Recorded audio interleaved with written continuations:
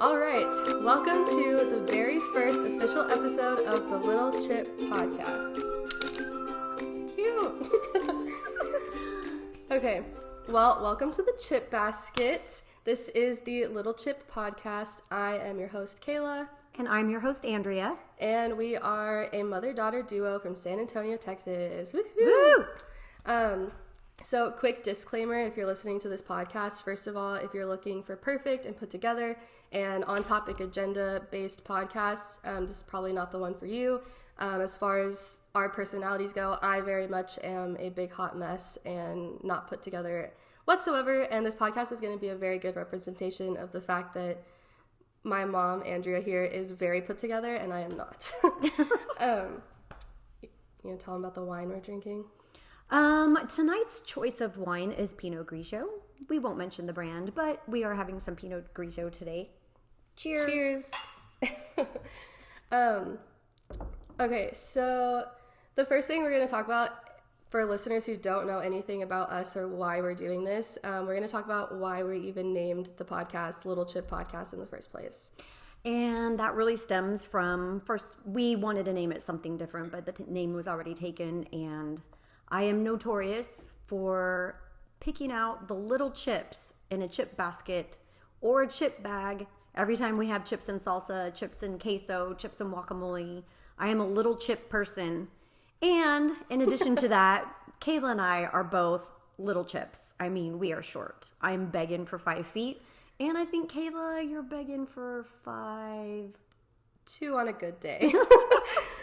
Yeah, so Little Chip Podcast it became, and here we are. So we're glad you're here. Yeah. So why we decided to even start this podcast was I have been for the last 2 years begging you to start a podcast with me because I think that we are the funniest people I know. And I think we're really funny as well when we're together. And I think that people can relate to a good mother-daughter duo. On top of that, at the beginning of this year, I, at 22, had an identity crisis. And I thought the world was ending. Genuinely, I thought everything was going to shit. And I couldn't figure out what to do with my life. And I asked my parents to move back into their house with them so I could save money and have some stability in life. And that also freaked me out because when I said, why would you want to come back and live with us? Who wants to go live with their parents again? Yeah. Nobody, really. And she said, I just need some stability. And I was like, whoa, wait a minute. Stop, time out. What is going on? What is going on with you? And we had so many conversations about just what was going on in your head, and I couldn't understand what you were thinking because just a month before you were like, I'm never living with you guys ever again in my life. And I was like, okay, wait, something is wrong. What is going on? Yeah. And on top of that, first of all, they told me no. They said I could not move in your house with you. And that threw me for a loop because I thought that it would be a no-brainer because you are always like, I just want you with me all the time. Well, of course, every mom wants that. They want their kids to be with them all the time. Well, okay, wait, I take that back. I don't know how most moms are, but me personally, if I could just keep you in the room, I don't even care if we're not hanging out. If I know that you're in the next room or whatever, that always just makes me feel so good that my kid is with me. Obviously, I know that you cannot stay with me forever, and I don't want you to stay with me forever. And yeah, so just as hard as it was for you to hear no, it was hard for me to say no. I never say no to you, and I had to say no.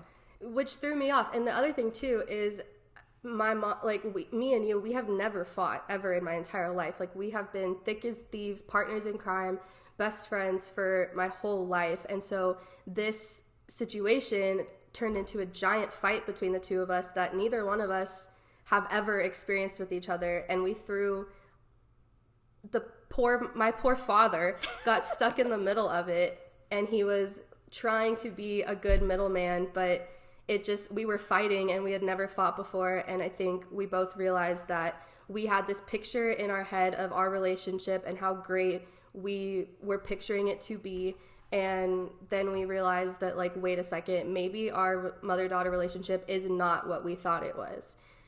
That's exactly right. Yeah. And so it exposed some cracks, some flaws in the relationship. Not that it's a bad relationship. No, it not just at all. exposed some flaws. Right. And so when we finally got over this fight, I mentioned to you, I said, what if we do some mother-daughter bonding? Like, every Saturday, let's start going on walks together, get some exercise, get some fresh air. It also allows us to be in a public space while we try to hash out these issues that we are now realizing we're having. Which was, like, mostly, that was a tactic by me. I didn't want to, like, sit down with you in your living room and just start yelling at each other, you know? So I was like, if we go on a walk in a park, we can't be screaming bloody murder at each other. So... Well, we could. It just wouldn't be very, it wouldn't be nice. Well, like, the park police would probably get called. Yeah. Yeah. So we were like, I was just like, let's, a good 3-mile walk on a Saturday morning never hurt anybody, you know? So we started doing that. It's been very therapeutic, and Yes. it's been good bonding. Yeah, and finally, like, the first couple times, I think I brought up the podcast to you, but I say this jokingly for the most part, but I swear when I tell you and Dad things, you guys don't take me seriously. Like, I say I want to do something. Yeah, thank you. Thank you for that validation. I tell them that I want to do something, or, like, these, especially, like, create things that sound insane, like me wanting to move to Vegas, or me wanting to get a cat, or me wanting to whatever, like, these things that sound outrageous. Like, sometimes when I bring up my hopes and dreams, like, I feel like my hopes and dreams aren't taken seriously, which not in a bad way. Just to backtrack a little bit, I do believe you. Like, I do believe you want to do all those things. I just don't know how much action sometimes that you're actually going to take on it. Oh, yeah, absolutely. Yeah. Until I actually do, and then y'all are like, whoa, everybody calm down. And it's like, yeah, whoa, what's going on? Insane. But while we've been doing these walks on Saturday mornings, I told you that I wanted to do this podcast. And, both of us are very, very creative people. I think, like, genuinely, you are the most creative person I know. Like, you're so, Aunt Belle's not going to like this word, crafty. You're so crafty, and you're so, like, in tune with, like, the way you want to decorate the house and the way you want, like, things to be presented, and you're just very creative in that aspect. And I feel like I'm creative, maybe, like, not in the same way, but I'm also, like, very creative. I have these big ideas and these big, like, hopes and dreams, and which I think is good. Both of us needed an outlet outside of our 9-to-5 Monday through Friday jobs to be creative and do this. And also, this podcast is also, like, therapy for us on top of the Saturday morning walk. Absolutely. And I think going back to my identity crisis, I hate working a 9-to-5 Monday through Friday. I'm 23 now, and I feel like I'm working the job of a 62-year-old. Like, I should not be sitting at a desk Monday through Friday, 9 a.m. to 5 p.m. Like, it's not, I'm 23. Like, I need more. Like, my brain is not stimulated properly, like, doing what I'm doing. Well, especially since you're working from home. That is a little bit different, too. You're not socializing with anybody at work. And yeah, and I mean, don't get me wrong. Like, I don't, well, the other thing, I don't want to go into the office. Like, I don't want to talk to people. I do love working from home, especially the aspect that I get to be with my pets all day, every day. Like, my cat, she just got spayed and she's miserable and in a cone, but I get to be at home with her to, like, watch her and make sure she's, healing properly. And Maggie is my dog, who's 15, and, we don't know how much time left we've got with her. So just being at home is really great, but I just feel like I said, like, I'm working the job of a 60-year-old who sits at a desk Monday through Friday. And I guess, like, the issue is the routine, like, the mundane routine of it is what really bothers me, because like I said, I'm only 23. Like, that's not what I expected for my life at 23. Like, and I just feel like I'm missing a lot of spontaneity, SAT word. I feel like I'm missing a lot of, like, spontaneous things and adventure and all these other things that I had in college. Like, when I was in college, I had my classes, but they were usually done by 1 p.m. and then I had the rest of the afternoon to, like, do whatever I wanted, go to the beach, go to the pool, like, and no day looked the same. And now every day looks the same, and it makes me want to cry. Well, I get it. And I don't want to say, like, well, that's life, because it doesn't have to be life. And I don't want you to ever, like, I don't want you to feel stuck like you're inside of a box of where society says that you should be. You should have a job, and you should go to work every day, and you should do this and save for retirement and whatever. These days, a career is so different than what it was like when I was growing up. I mean, it's really, really different. And of course, my job is a lot different than yours. So I have not worked a Monday through Friday 9 to 5 job in years and years, because I'm a nurse and I work 12-hour shifts. And so I also was looking for something to do outside of work. Just something, like you said, I am a creative person and I like to do other things, and I just have so many things on my list that I want to accomplish. But it's hard when you're working a 12-hour shift, turns into 14 hours by the time you get up in the morning, you get to work, then by the time you get off, drive home. It is a really, really long day. So basically, for all these years that I've been a nurse, there's almost nothing that I can do on the days that I work outside of work.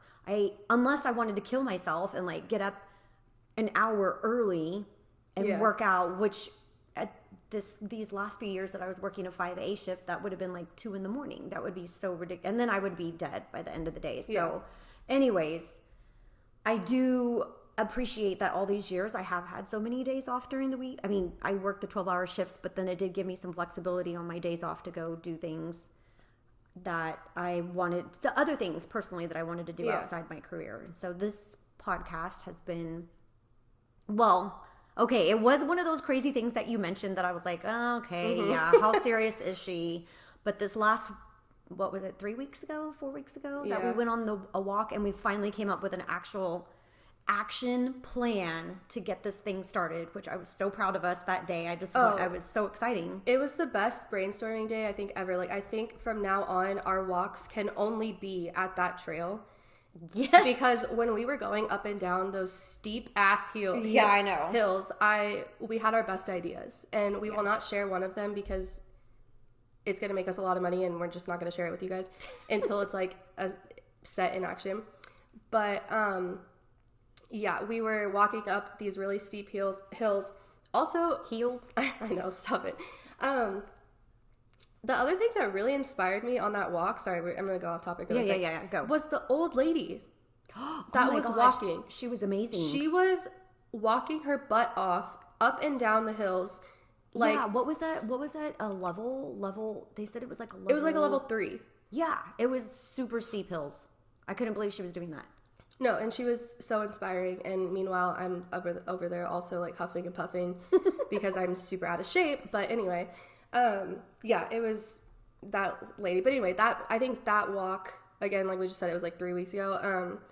I was like, if I don't drill this into your head, like, you were never going to actually take me seriously and do it with me. And I was like, so my whole goal of that walk that Saturday morning was to get you to be like, yeah, we'll do it. Let's do it. Well, it worked. Yeah. But it also, like, we had one idea led to another idea, and then the two of us putting our brains together and coming up with all these things was like amazing. Yeah. Amazing. So after that walk, we went to eat at McAllister's. First of all, the atmosphere in there was horrible. Super horrible. It reminded me of Panera. Yes. Panera is awful. That's like you don't go in there to like talk. It was the weirdest thing ever. I've only been to Panera once, and I'll never go back because of that one day. Yeah, and I feel like I had also never been to a Panera until that time that we went, but I feel like at the time, it was a few years ago. It was but it was 2017, 2018. Yeah. Panera around that time was like so hyped up, and I was like, Mom, we got to go to Panera. You had a gift card for some reason. Yeah.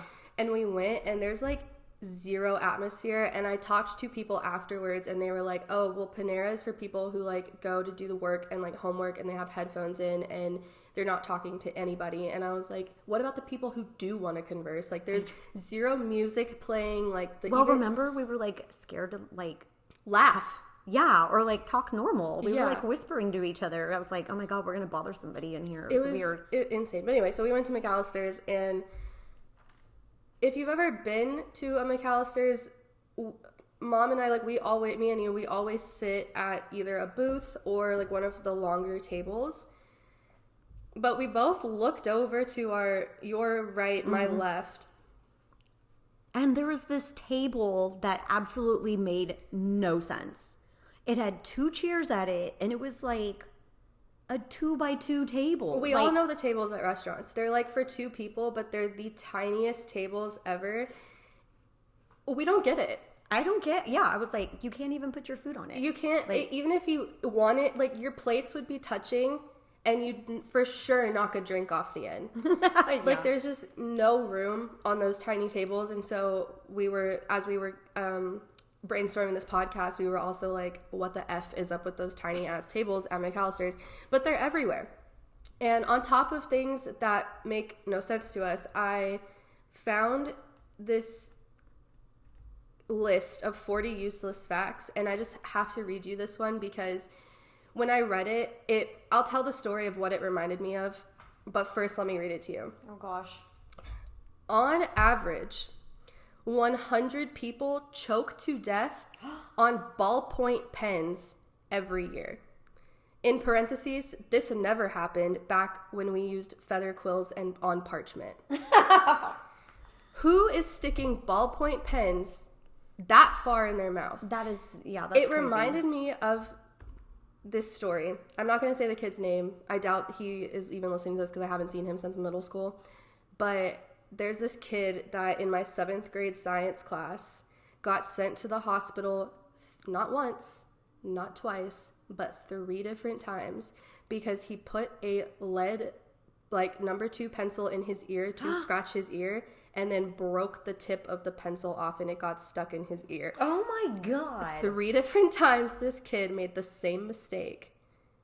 Put it in his ear and broke the lead tip off of it and had to go to the hospital 3 times in the 7th grade. That is crazy. I don't know. That makes no sense. But the ballpoint pen thing really got me. Was he cleaning his ear with it? I think he was like scratching his, I don't know. He was trying to scratch his brain. I really don't know. It makes no sense.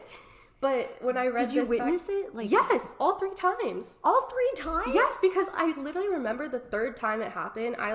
We sat close to each other in the 7th grade, like, science lab. I don't know.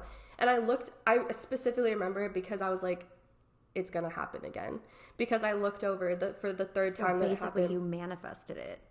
I guess so. I don't know. But it just made, 3 different times. Yeah, like, that's if I was crazy. his parent, I would be like, take away all the number 2 pencils from my son, please. He's not allowed to have them. Yeah, no. But anyway, 100 people choked to death on ballpoint pens. Backtracking to the ballpoint pen, did it say, like, the whole pen? Or is it just, like, the... It's not specific.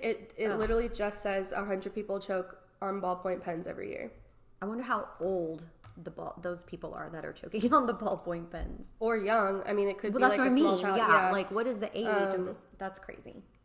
Yeah, the other one says people fear spiders more than they do death, which sounds not that great to me.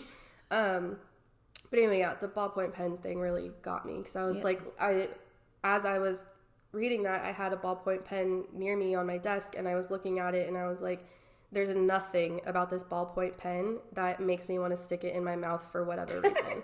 Like, no part of it, especially with the pandemic. I'm not putting anything that another person has potentially touched in my mouth. Well, back in the day, they used to have, well, I think they still make them, but there was ballpoint pens that had a cap. They were big pens. And your dad would chew on those little, like, the cap. So I could see choking on something like that. The cap, sure, it's not connected to the rest of the pen. But this pen is like a good 4 inches long. Yeah. What are you trying to do that you're putting it that far down? Anyway. Yeah. So I got my nails done today. You got yours done yesterday, and you had a revelation at the nail salon. Well, I just don't understand. So every time I get my nails done, and this has been for years, I don't understand why they take out the little fluffy brush and, like, I've never had a nail lady that actually got anything off my fingers. And I always just kind of want to laugh when they're like you're talking about the dust, like after they file. Yes, after they file and everything, they like to like pretend they're like really dusting off your fingers with the little brush. And I've never seen anything come off my fingers. I'm like, what are you doing? Because most of the time they're even doing it absentmindedly. Like they're like lightly holding it above your hands, and then they just like, and I'm like, what do you like? What is that? Like, is that part of the routine? Just you like told make me it look about that. fancy. But it just cracks me up because I'm like, lady, you're not even touching my fingers. Like I can't even feel the brush on my fingers. So interesting. You told me that, and then when I was getting my nails done today, I like specifically like I was intentional about trying to pay attention to him when he was doing my nails, like the brush part of it.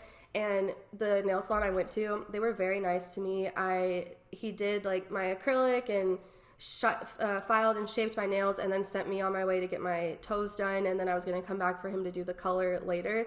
And while I was getting my toes done, he came and like set up shop next to my pedicure station and did the rest of like the file and shaping and like all that. And he did pull out the little brush twice, and I finally noticed that you're right. Like they're not doing anything with that brush. Like it's better for you to like put your hands to the side and like swipe them to get the dust off. Sometimes I want to ask them if I can have the brush. Look, can you give me the brush and I will like brush the dust off my fingers? That's like something you because do. there's seriously almost every time I'm watching them and they're like looking off to the side and they're like, do you think it's just for like aesthetically pleasing to just? That's what I'm saying. Is this part of the routine? Like, well, it's definitely part of the routine. Also, the guy who did my nails today, he was very specific. Like, do not let anything touch your nails. Like when they didn't have the paint on them yet.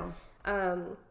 After he like did the buffer before he started putting the paint on, he was like, "Don't touch your nails. Don't do anything." So I was like, "Oh my gosh!" Like hands up. Sorry. Like here, take my hands. Do whatever you got to do. But yeah, no, I did notice today that I was like, they're not. Your nails look awesome, by the way, but I just could never have them that long because I can't type with those long.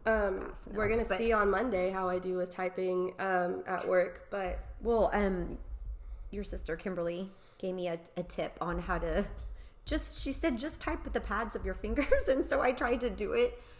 I couldn't do it. It reminded me of that meme that's on the internet somewhere with the cat's paws that are just like going really fast. And I was like, I'm gonna just do it with the pads of my fingers, and I couldn't. It's funny. I couldn't do it. I can't have nails that long. But I still like my nails done, and it's fine. I wonder, you know what? Next time I'm gonna do a little experiment, and when the nail lady pulls out that brush, I'm just gonna grab it from her, Mom. and brush my own nails, brush the dust off my own nails. You can't just grab it out. Okay, but anyway, you do you. Since we're just talking about things that don't make sense to us, you are a notorious digital message sender. But you don't know you're sending the digital messages. I have no idea. For any iPhone users listening, on your messaging situation, there is an option to send a digital touch message where you can like draw a picture or whatever and send a digital message. I get several of these throughout the day, sometimes late at night, really early in the morning from my mom, but she has no recollection of even sending them to me. And I don't know if are you doing it in your sleep? Like what's happening? No, you've never told me that I've sent one when I'm sleeping. Well, no, but I just don't know what's happening because I've gotten so many and they're blank, like there's nothing on there. And I have to just say that it makes absolutely no sense because it is physically impossible to butt dial on an iPhone unless you're like putting your phone in your pocket without locking it. Well, maybe that's what I was doing. I don't know, I have no idea. For like 2 weeks, I got like several of them, and I was like, "Mom, stop!" And then she would purposely started sending like a little heart, which was cute. But like the other ones that are blank, like there's sometimes I got like 3 in a row, and I was like, something's wrong. Like there's danger afoot because. Well, the first time you sent me, you're like, "What is that?" And I was like, "What is what? What are you talking about?" And then I had no idea what you were talking about. So I don't know. I don't know how. I mean, yeah, it's almost impossible to butt dial these days. So I must have just like not locked my phone and then put it in my pocket. I don't know. It's not almost impossible. It is impossible to butt dial on an iPhone. Once it's locked, like especially now with Face ID, Like, you're not getting into that phone unless your face is on it. And that's true. Was getting several digital touch messages, and I didn't understand. I don't either. I don't know how it happened, but obviously now I'm really paying attention to what I do with my phone because I don't, who knows who else I sent that to? Yeah, and they just didn't tell you. Yeah, they're like, Andrea's sending these digital messages. Yeah, I'm brutal enough to be like, woman, what is going on? Thanks. But, okay, so we did have a anonymous sender who definitely knows who we are because the things they sent in to us were very specific to us as people. So I'm assuming it's a family member or just a very close friend, but I'm assuming it's a family member because of some of the things they sent in. But one of the topics they suggested we talk about was your Dukes of Hazzard big wheel. And I don't know anything about this Dukes of Hazzard big wheel, which is why I'm assuming it's a family member. Well, yes, that would. But what is that? I know what a big wheel is, but what is the significance behind this Dukes of Hazzard big wheel that it had to be talked about on the podcast?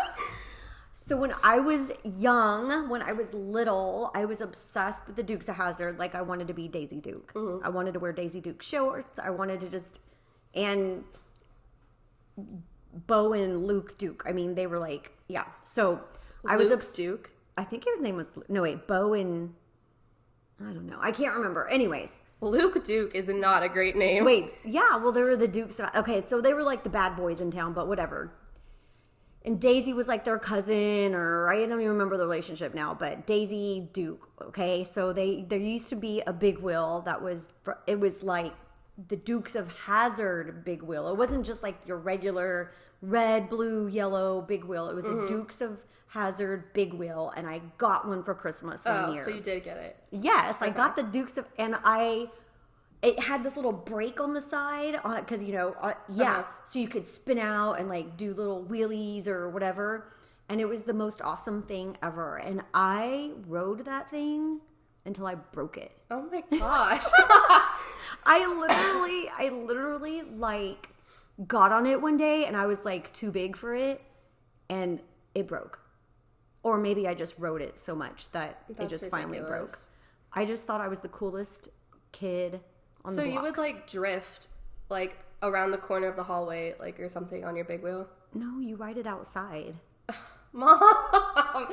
But you never rode it in your house? No! First of all, our house was not big enough to ride a big wheel in it. Second, my mom would have never let me ride the big wheel in the house. There was just not enough, like, you got to get going on it. You got to go real, real fast, and then you pull that little side brake, and then it, like, spins. Was it the house that Grandma and Grandpa are in now? No. Okay. I was going to say, at that house, you could go to, like, the half cul-de-sac and do, like, donuts. No. I used to ride it on the sidewalk in our neighborhood, which was here... a neighborhood here in San Antonio.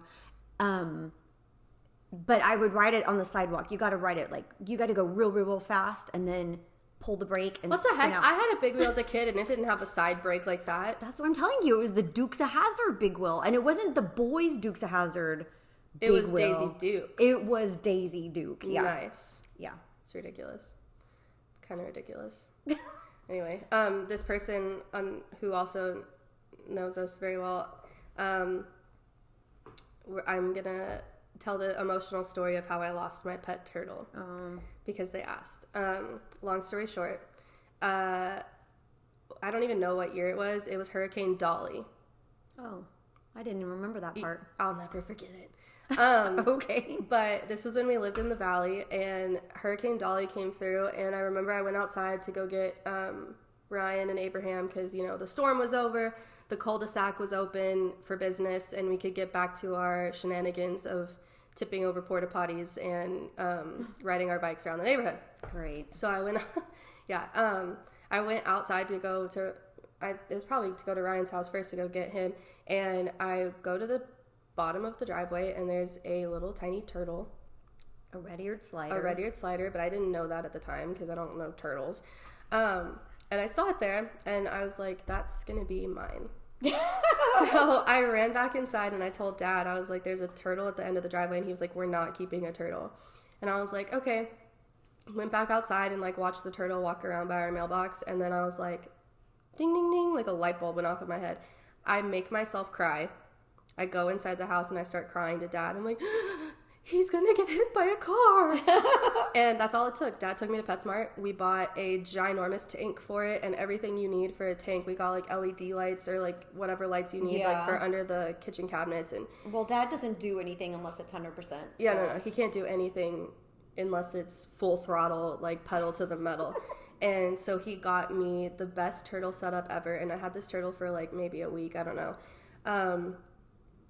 It was longer than a week. It was a while. But but it wasn't more than a few weeks. Yeah, unfortunately. So I used to do, if you have a turtle or like any kind of reptile, well, especially turtles, I guess, you kind of have to like put them outside in the natural sunlight for like a little bit every day so they get natural sunlight. And we put him outside one morning and I had 2 friends over that had spent the night. And I was so consumed by my friends that I forgot to check on Tommy the turtle. And so I go out to get Tommy the turtle to bring him back in, and he's nowhere to be seen. And we put him on the outdoor table in a little Tupperware with like some water.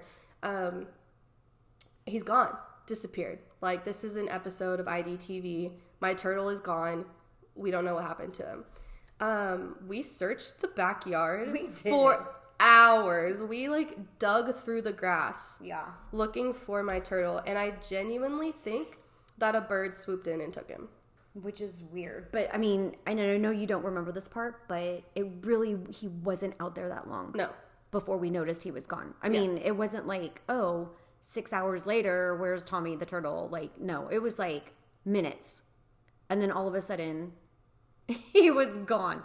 I'm not laughing. I'm just, well, I know it was like, I am laughing. It was traumatic. Just kidding. It was, I mean, it wasn't your turtle to begin with, but. What? I mean, yes, you found him, but, he was out he would have been okay. But, yeah, we all literally got on our hands and knees in the grass. Yeah, and looking for Tommy. This turtle. I never found him. So. And I don't even know what we did with that tank. I think we talked about getting another one, because then after that, Dad was kind of obsessed with like, we should get a rare-eared slider.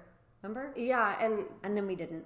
Yeah, we didn't, but like Dad being like, we should get another one, it reminds me of the fish that we had when we went to Florida for 10 days and we came home and the fish was dead, and Dad was so mad he went to the bathroom and like slammed the door and made me flush the fish down the guest bathroom toilet by myself. What? I don't remember that. Yeah, so I had a fish. Remember I had I remember the fish was dead. Like, it was. Well, we had two fish. One I used for a school science project, and it survived the project, so I had to bring it home. And the other one we just got to like get, and they were beta fish, and they were in separate tanks. And the fish that I used for the science project at school died before the other one, and Dad was like attached to the fish at this point, and the fish lasted like it was a good year or so. Which is good. But we went to Florida for 10 days, and and Dad told me to take it to the girl who we took to Florida with us, to her parents' house, so that her dad could feed it and like watch it. But I was like, that seems like way too much work. It's a fish. I'll put a 10-day feeder in and he'll be good. And then we got home and the tank and the fish were gone. They were disgusting. It was gross. I remember it was like all cloudy. Yes. And Dad was so mad at me, and he was like, I told you to take the fish somewhere else so someone could watch it. And then he went to the bathroom, slammed the door, and made me flush it down the toilet in the half bath in the hallway by the office by myself. Well, I'm sorry about that. So that was also traumatizing. But in other news, I read a book this week. Okay. It was called Ugly Love by Colleen Hoover. Colleen, whatever. She's from Texas, right? She's from Sulphur Springs, which is a tiny-ass town in East Texas. Yeah. And she went to A&M Commerce. Oh, cool. I did my research on that lady after I finished this book because I could not believe the book that I read. Again, it was called Ugly Love. Definitely like more of a YA young adult book. Mm-hmm. I could not put it down. Like, I literally could not put it down. I started reading it, and then I started reading it after work, and I was just like, I'll just read a couple chapters and see how it goes. I stopped reading when I finished the book at 1 a.m. Like, I could not. Those are the best books, like when you can't put them down and then you you're know, in the middle of the night. It's not even like it was the greatest book in the world. Like, it was fantastic. Like, the storyline was really good, but it also kind of was... was it predictable? No, it actually... Well, you know what? A little bit. When I read the description of the book, I could kind of see where it was going. It was basically like this guy who went through something traumatic, and him and his best friend's little sister like start a friends with benefits situation, but then they fall in love and whatever kind of thing.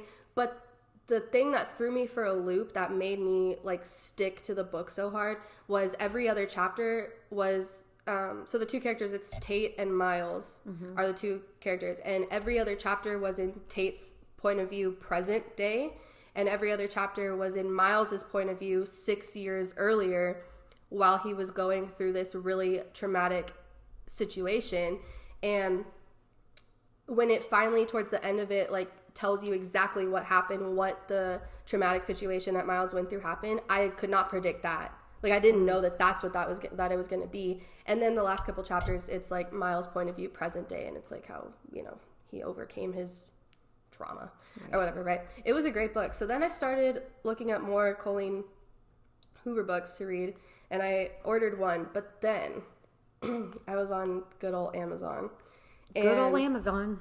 I was looking at books by Colleen Hoover, and then it was like, this book, if you like Colleen Hoover, then you should read this book kind of thing. However, reading... But it was a different author? Different author. His name is Jack Steen. Jack Steen? Have you ever heard of him? No. Good. So I have never heard of him either, but I clicked on the book because the book is called The Asylum Confessions. Ooh.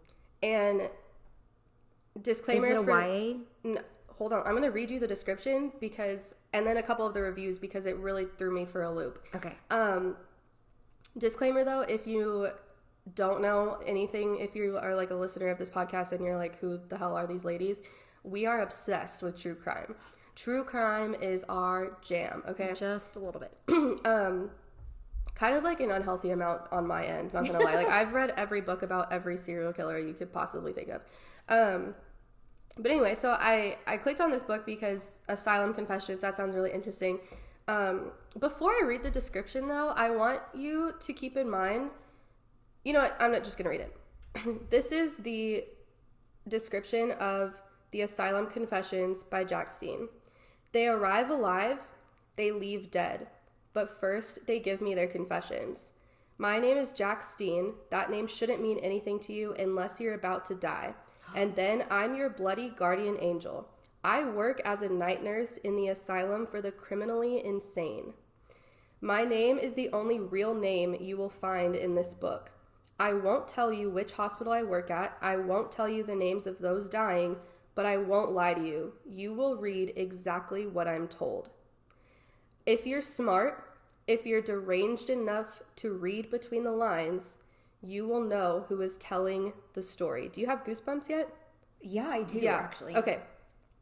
Then it says, they could be playing their final game with me by messing with my head. Now, maybe they're messing with yours too. Inside this book are 4 confessions. One has an interesting, in quotations, appetite. Oh, God. One was the Ken to his Barbie, and he would do anything to keep her happy. Another is a nanny, but not one you want watching your kids. The other is the sweetest soul you'd ever meet, but you'll have a hard time reading her confession. And then there's a warning. There is swearing in this book, and some stories might be a trigger for something you have a hard time handling. But these are the confessions of serial killers, mass murderers, and such. Oh. End description. Okay, wait. Is this a fiction book? I think it's real. He said he's a night nurse at an asylum. No, but, like, look at the genre. Like, does it say if it's fiction, nonfiction? What? I mean, it doesn't, like, okay, now I'm going to have to read it. Well, I'll give it to you when I'm done with it. Based on all of that, even though we cannot tell Dad that I'm going to read that book, because then he's going to be like, hey, you're bringing evil crap into it was the house. independently published a year ago. Ooh. It doesn't really say like okay, exactly. the reviews. Okay, yeah. Okay, so one of the reviews said, aside from when I was 14 and reading the book Halloween all alone with a knife in my hand, this book is very disturbing despite the fact I've worked with the criminally insane. I was only able to read 4 or 5 pages in a sitting. It's quite different reading the words on the pages and working with the patients alive and speaking with them. I will say that as difficult as this was to read, should he write another book such as this one, I will purchase it as well. Oh my gosh. Okay. I'm in. I gotta read it. Another one. Wait, did you already buy it? I ordered it. I'll give it to you when I'm done with it. Okay, yeah. Yeah, I'll borrow it. I really enjoyed the confessions. I think we need to know more about Jack. Couldn't put it down. Great book. Attention grabbing. This book was the best I have read in a long time. Makes you think of people and what you would do even if it meant to kill to stop people from suffering. Yeah. So I put it in. I didn't even put it in my cart. I literally clicked the buy now button. And it's getting delivered tomorrow, and I will be reading it tomorrow when I get it. And I will let you know how it goes. Okay, yeah. Let me know if you can get through more than 4 or 5 pages. I think with all the books that I've read on like serial killers, I should get through it. You should be able to. But anyway, that was okay. Well, thanks for the book recommendation. Yeah, just in case anybody wants to read a book about the criminally insane. Well, we just had our book club last night. The book was really good this last month. It was called The Wife Between Us. And I think... Who's that one by? It's by 2 different authors. Oh. It's by... I forgot. Anyways, very good book. I've been very happy with almost all the books that we've read this year in our book club, and so it's been a lot of fun. And then the one that we're reading right now is called We Were Never Here. Ooh, I think I've heard about that one. Yeah. So, well, to circle back, because we still have a lot of time left. Circle back. What? We still have like 30 minutes left. Yeah, I know. Anyway, the issue with us in doing this podcast is that like me and you talk literally every single day. Yeah. And so we've had to start not talking. Which also brings me back. Let's circle back to the fight that we had. Okay. Because just little background information for those of you that are listening, like Cayla and I don't go a day without talking to each other. Yeah. I mean, she'll literally call me and be like, Mom, guess what? I just made my own cold brew. And I'm like, oh, that's great. Okay, cool. Like, so how did you do that? Well, and then she goes all into detail about how she made her cold brew. And then it's like silence. I'm like, okay, well, have a good day. Talk to you later. I do. Talk to you later. And then you might call me again later. Anyways, we either FaceTime or we talk to each other every single day. And so when we had that big fight this year, which was what, March or April? No, it was like, I think it was like in January, February, because I remember I was like, okay, I have 6 months left on the lease that I was in. And then I was like, if I can live with the parents for 6 months and then leave Texas at the end of 2021, that was like my original plan. And then y'all said no, and then it just threw a wrench in my hopes and dreams. And now I'm here. You got rerouted a different direction. I'm still moving out of Texas. It's just looking like it's going to be summer 2022 instead of Okay, we'll see. Yeah. We'll see. Anyways, we never went a day without talking to each other, and then all of a sudden there was like silence, and I honestly couldn't handle it. Like, it was driving me crazy. It was all I thought about all day. I couldn't sleep. Then I was crying, and then Dad's like, what's wrong with you? She's going to come around, I promise you. And I'm like, no, what if I just screwed up our relationship for the rest of our lives? Yeah. And now she hates me and blah, blah, blah. And so then I finally called you and was like, what is your problem?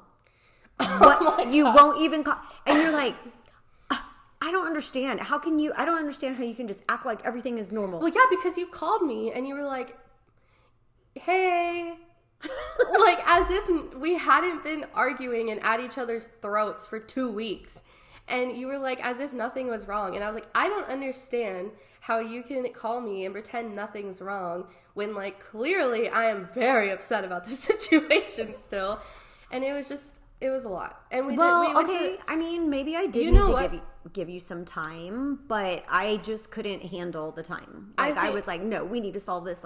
Like my immediate reaction was, we need to solve this, like, right now. Like, one day I went into the hospital, and literally all day, my poor coworker, all I was talking to her about was, like, what was going on with me and you. And she was probably like, shut up.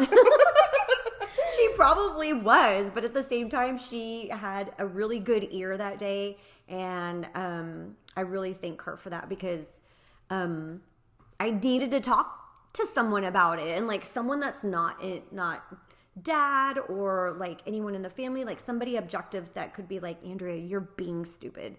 And this person would have literally said, like, you're being stupid. You could also if she thought I was really being stupid. You could also just go to therapy. No, I don't want to go to therapy. But anyways, it was crazy. And I was ready to be done with it. And Dad was like, no, don't do that. And I was like, no, that's just me. I have to. If I feel like something's bothering me, I really need to get it out. And I need to, like, get it off my chest. That's how I am. And maybe sometimes I'm too, like, quick with it. Like, maybe I need to let things kind of settle down. But also, I don't like that. I don't like for things to fester. I don't think anything needed to settle down more, because we had already been fighting for 2 weeks-ish. So things had settled down. I just was so upset at the fact that I said no. That you said no. And that sounds insane, right? Like, who... Like, you're spoiled. Like, yeah. But I am in a lot of ways, but you're right. Like, you had never been the one to say no to me, ever. And it threw me off guard really hard, like, the hardest ever. And then I was forced to deal with the fact that my mom told me no. And... You know, I think secretly, though, I think Dad did enjoy being in the middle of it for a little bit, because, like, he got to feel, like, important on both ends and you know, be the messenger and whatnot. But he did call me, and he was like, what's going on with you and your mom? And I was like, and I told him, I'm fine, like, whatever, because I just didn't want to talk about it. Well, yeah, I knew that was a lie. Well, yeah, and then he was like, well, she was crying last night, and Which is not, I mean, that's the truth. She was upset and blah, blah, blah, and I was like, yeah, but Dad, but she also has cried every single time I've left the house for the last 4 years. Like, no, since I left for college, anytime I pull out of the driveway, she's in tears. But... yeah, so... That's not a lie. And now that I'm thinking about it, I do think that it was closer to, like, the March-April timeline, because wasn't it after my birthday you took me to brunch? We went to Alamo Biscuit Company, and that's when we, like, talked about it again more seriously? No, it was before your birthday. Or was it just... No, because we went to Cover 3 for your birthday. And Patty and Jerry, everything was fine by then. But we were in the middle, or, like, it was towards the end of us fighting, and you took me to brunch one morning. Yes. So we could talk about it. Because I wanted to talk to you, and then we ended up shopping. Yeah, which, by the way, never, ever, ever, like, next time we go to brunch and then want to go to, like, Old Navy, I'm leaving my wallet at home. Because every time I go shopping with you, I spend way more money than I was planning on. Well, it's always fun to go shopping after mimosas. Yeah, because you're, like, buzzed, and you're like, ooh, I'll take that sweater. Like, it's 95 degrees outside, but I need a sweater because fall is coming up. Yes. Except there's no such thing as freaking seasons in South Texas. No, well, San Antonio's better than the Valley, though. Yeah, except all summer it's been raining. Well, yeah, that's kind of been sucky. Yeah. Anyways, well, we did get through the fight. Yeah, somehow, but that also did reveal some things that, first of all, I need to learn how to say no without being afraid to tell you no. And I need to learn how to accept no. Yeah. And don't you want to thank me now? Yeah, thank you. Yeah, because I was like, I promise, because, okay, Cayla's thing was, but you and Dad always say if you need help, we'll help you. Yes. And that is true. We always say we're going to help. Yeah, obviously, like, if you couldn't, like, you were sick and you couldn't work and you couldn't pay your bills and blah, blah, if you blah. needed to put me in Laurel Ridge. Yeah, exactly. But you're completely able to handle everything on your own. And in our opinion, we would not be doing you any kind of favors by letting you come home, which obviously would have been great for you because dad makes great dinners every single night. Mm-hmm. You and I could hang out. Don't get me wrong. Like, some of it was very appealing to me too. Yeah. But at the same time, I was like, that's not good. That's not good for you because you're an adult and you're perfectly capable of handling life on your own. And I totally believe that. And so we didn't think it would help you to let you come home. And I am glad, like, now looking back, I am glad that y'all told me no because so when this argument started, I was living in a house with two of my friends from middle school and high school, and I was trying to figure out what the next step was. Were the three of us going to get another house? Was I going to move in with just one of them, or were we all going separate ways? Like, and you know, living with guys is great, but they also were not that helpful when it came to decision making, and I already hate making decisions. So the fact that they were not giving me like straight answers and being helpful on that front was frustrating, and I was like so concerned. And then I just started thinking, and I was like, you know, like, I am not in college anymore and they still are in college, and there was like a lot of things that we were kind of on different pages, and so I ended up obviously getting my own apartment, except now I'm moving back in with one of them. So I am glad they all told me no. And I am, another reason I'm glad they all told me no is because I think subconsciously I was terrified to live on my own and pay every single bill on my own. And, you know, I'm super blessed that I don't really have to, like, I have been able to make every single rent payment for the last year completely by myself. I haven't asked for help on rent, haven't asked help for groceries. I can feed myself and my pets. And pay their vet bills and all of that. So I am very like grateful, and I got a raise. But for a while there, I was like, there's no way I'm going to survive. I too am very grateful that you can pay all that on your own now. Yeah. I mean, I occasionally use y'all's credit card for Maggie's like vet bills, right. but yeah, but we told you you could do that. She was the family dog.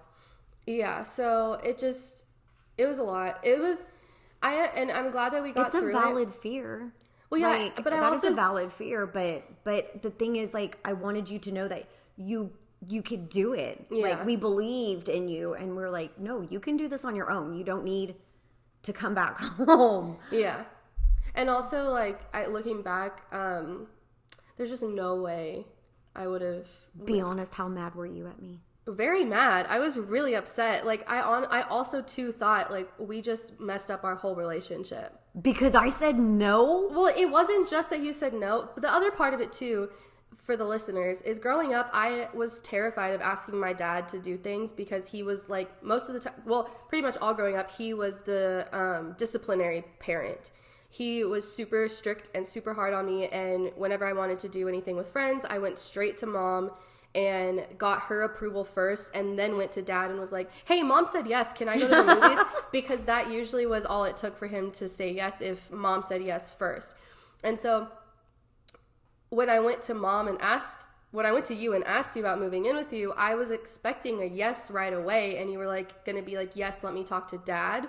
And instead it was just straight no.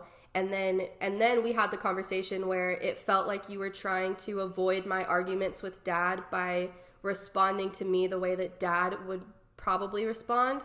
And I think that's where I got really upset, because I was like, I'm not asking to speak to dad like I'm trying to talk to you about it. Well, but you also have to respect that there is my relationship with dad also. And I have to respect that too. And when we come to a decision together and I'm the one that's voicing it, then it's so hard as a parent, because like you always like want to have a united front with your children. You don't want to like be like, no, you're wrong and whatever in front of your kids.